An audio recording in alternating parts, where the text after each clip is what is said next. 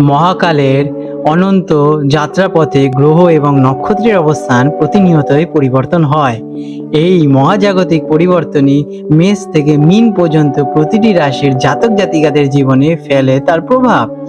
আজকের গ্রহ নক্ষত্রের অবস্থান অনুসারে কেমন যাবে আপনার দিন, প্রেম, অর্থ, কর্মজীবন এবং স্বাস্থ্যে কি অপেক্ষা করছে, জেনে নিন আপনার আজকের বিস্তারিত রাশিফল। আজ 8ই আগস্ট 2025 শুক্রবার পঞ্জিকার সামগ্রিক বিবরণ আপনাদের সামনে তুলে ধরতে চলেছি। আজকের বাংলা তারিখ 22শে শ্রাবণ 1432 বঙ্গাব্দ। আজকে সূর্যদেব উদিত হতে চলেছেন সকাল 5টা বেজে 15 মিনিটে এবং সূর্যদেব অস্ত যাবেন সন্ধে 6টা বেজে 11 মিনিটে। আজকের তিথি রয়েছে শুক্লা ত্রয়োদশী তিথি। এই তিথি রাত্রি 9টা বেজে 15 মিনিট পর্যন্ত থাকতে চলেছে, যার পর চতুর্দশী তিথির আরম্ভ হবে। ত্রয়োদশী তিথি অত্যন্ত শুভ এবং এই তিথিতে উপবাস এবং পূজা বিশেষ ফলদায়ক। আজকে নক্ষত্র রয়েছে দিনের শুরুতে উত্তরাষাঢ়া নক্ষত্র সকাল 10টা বেজে 38 মিনিট পর্যন্ত থাকবে। তারপরে শ্রবণা নক্ষত্রের আরম্ভ হবে, যা সারা রাত থাকতে চলেছে।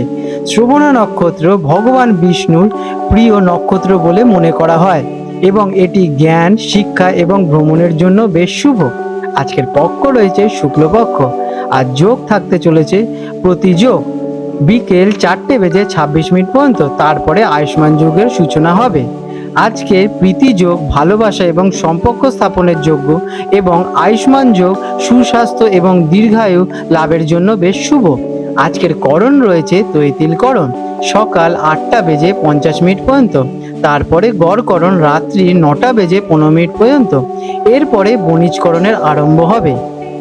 আজকের শুভ সময় থাকবে সকাল 6টা থেকে সকাল 8টা 45 মিনিট পর্যন্ত এবং দুপুরে থাকতে চলেছে 12টা 5 মিনিট থেকে 2টো 45 মিনিট পর্যন্ত।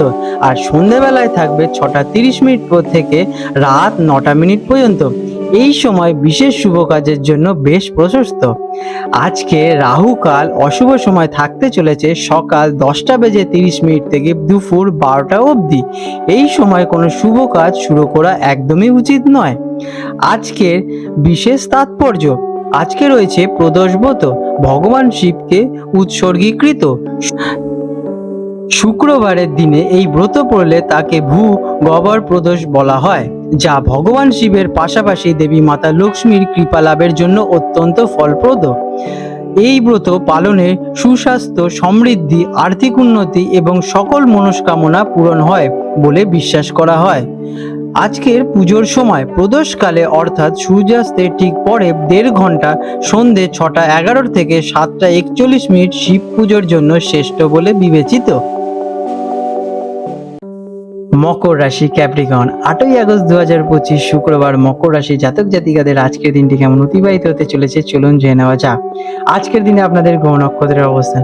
আজ আপনার রাশির অধিপতি গ্রহ শনি মীন রাশিতে অবস্থান করছে, যা আপনার সাহস, পরাক্রম এবং যোগাযোগের ঘরে তৃতীয় ঘরে শক্তিশালী অবস্থায় অবস্থান করছে। তবে চন্দ্রের অবস্থান ধনু রাশিতে অর্থাৎ আপনার দ্বাদশ ঘর, যেটা কিনা ব্যয় ঘর হিসেবে বিবেচিত, যা অপ্রত্যাশিত খরচ এবং মানসিক উদ্বেগের কারণ হিসেবে দেখা যাচ্ছে। কর্কট রাশিতে মঙ্গলের দুর্বল অবস্থান আপনার দাম্পত্য জীবন বা অংশীদারিত্বের কিছুটা উত্তেজনার সৃষ্টি করতে পারে। গ্রহের এই অবস্থান ইঙ্গিত দিচ্ছে যে আজ আপনাকে ধৈর্য এবং পরিকল্পনার সাথে চলতে হতে পারে। কেমন কাটবে দিনটি? আজকের দিনটি আপনার জন্য কিছুটা অন্তর্মুখী এবং চিন্তা ভাবনার দিকেই কাটবে। আপনি কঠোর পরিশ্রম করতে চাইবেন, কিন্তু মন কিছুটা বিক্ষিপ্ত হতে চাইবে। আর্থিক বিষয়ে সাবধানতা অবলম্বন করা জরুরি। নিজেকে আজকের দিনে আপনারা নির্জনে কাজ বা ভবিষ্যতের পরিকল্পনা আজকের দিনে আপনারা বিশেষ লাভবান হবেন। অপ্রয়োজনীয় বিতর্ক বা ঝামেলা থেকে নিজেকে দূরে রাখা খুবই জরুরি। দিনের শেষে মানসিক শান্তি খুঁজে পেতে আজকের দিনে আপনারা কোনো আধ্যাত্মিক কাজে মন দিতে পারে।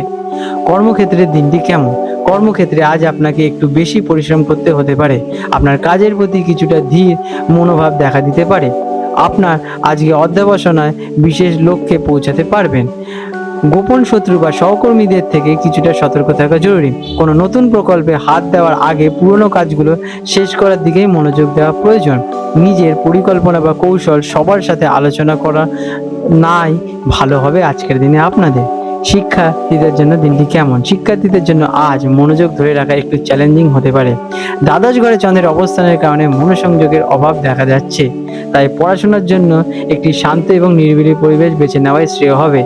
যারা বিদেশে উচ্চশিক্ষার জন্য চেষ্টা করেন তারা প্রক্রিয়ার মাধ্যমে বিভিন্নভাবে আজকের দিনে আপনারা শিক্ষা অর্জন করবেন। আর্থিক দিক থেকে দিনটি কেমন?